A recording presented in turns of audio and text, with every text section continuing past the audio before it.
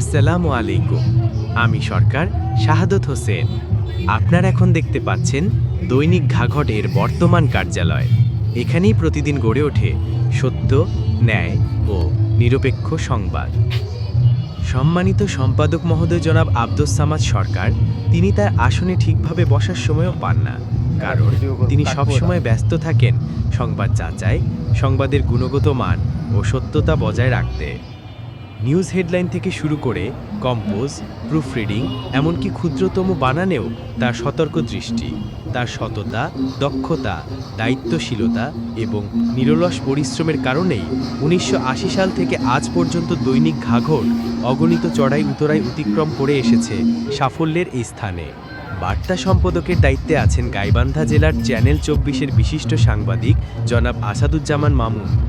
তার মিষ্টভাষী ব্যবহার, মার্জিত আচরণ এবং সুমিষ্ট কণ্ঠ ইতোমধ্যে অনেকের মন জয় করেছে। তাই তো বলা হয় ব্যবহারে বংশের পরিচয়।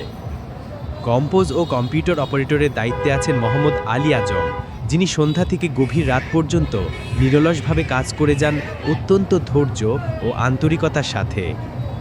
তারপর পত্রিকাটি মেশিনে তোলার দায়িত্ব পালন করেন দক্ষ প্রেস অপারেটর মোহাম্মদ মামুন মিয়া, যিনি নিখুঁতভাবে পেস্টিং ও মেশিন পরিচালনা করেন। এছাড়া ঢাকা থেকে প্রকাশিত ইংরেজি দৈনিক দ্য কান্ট্রি টুডের গাইবান্ধা জেলা প্রতিনিধি এবং দৈনিক ঘাঘট এর বিশেষ সংবাদদাতা হিসেবে আমি সরকার শাহাদত হোসেন সম্মানিত সম্পাদক মহোদয়ের দিক নির্দেশনা অনুযায়ী পরিকল্পনা মাফিক বিশেষ প্রতিবেদন ও কলাম রচনা করে থাকি।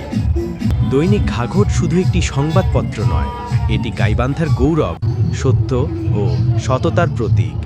আমি সরকার শাহাদত হোসেন দৈনিক ঘাঘট পরিবারের প্রতি রইল আমার আন্তরিক শুভেচ্ছা ও ভালোবাসা। ধন্যবাদ সবাইকে।